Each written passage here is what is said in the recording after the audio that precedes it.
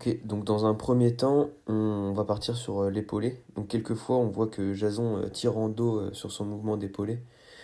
On peut voir ici qu'il fait reculer d'abord les genoux et qu'il monte après son buste. Donc ici, sur une charge de 60 kg, on voit bien que son mouvement est explosif, même après réception de la barre sur les clavicules. Donc maintenant, on part sur le jeté, donc à 40 kg pour Jason. Je lui ai demandé de faire deux fois de chaque jambe. Et je lui ai demandé de stabiliser à la fin du mouvement.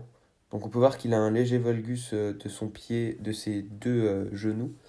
Et donc c'est normal, il a ça tout le temps, ce n'est pas dangereux. Donc ici on peut voir que son mouvement est très explosif donc sur la phase de descente en demi-squat, en quart de squat, et sur la phase de montée. Il verrouille bien les coudes et a une bonne stabilisation en fin de mouvement. Ok, donc maintenant on part sur l'arraché avec 40 kg. On va voir là que ses bras vont se plier légèrement lors de la phase de tirage.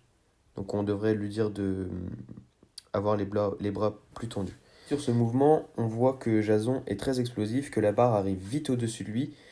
Et la phase de stabilisation de ce côté est un peu plus compliquée. Mais on voit qu'il s'en sort bien et qu'il arrive bras tendus avec une bonne stabilisation en fin de mouvement quand même.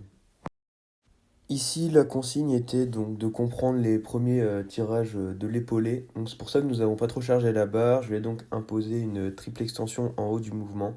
J'aurais pu lui rectifier son placement du regard ainsi que lui dire de tendre les bras au début du mouvement. À part ces deux choses-ci, son soulevé de terre est bien avec une bonne triple extension. Ok, donc maintenant on part sur le mouvement du squat. Donc il fait 6 répétitions en incluant la triple extension. J'aurais dû lui demander de faire un mouvement plus explosif pour un meilleur transfert dans la boxe, ainsi que d'expirer dans la phase concentrique du mouvement. On peut voir que son placement de pied respecte son valgus des genoux, donc ce qui est bien. On voit quand même que son regard est bien placé.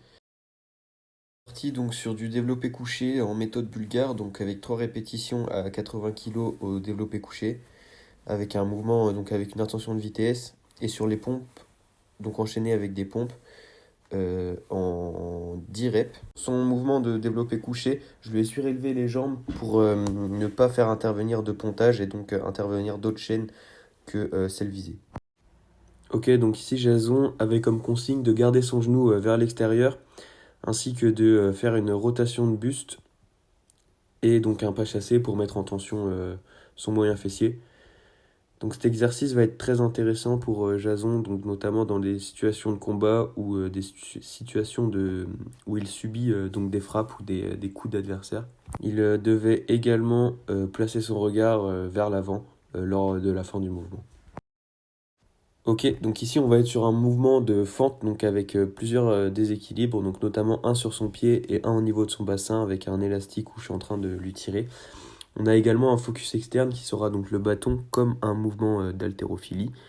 Donc ici on va chercher donc un déséquilibre. J'aurais dû lui rectifier donc sa respiration, mais son regard était bien placé et je pense que je me suis plus focalisé là-dessus. Ici le but était de travailler donc les membres inférieurs, donc avec instabilité, engager les muscles stabilisateurs. Sur un exercice sollicitant les obliques ainsi que les pectoraux, triceps et deltoïdes. Donc on va faire cet exercice pour développer son explosivité. Donc à des moments il est plus explosif qu'à d'autres moments.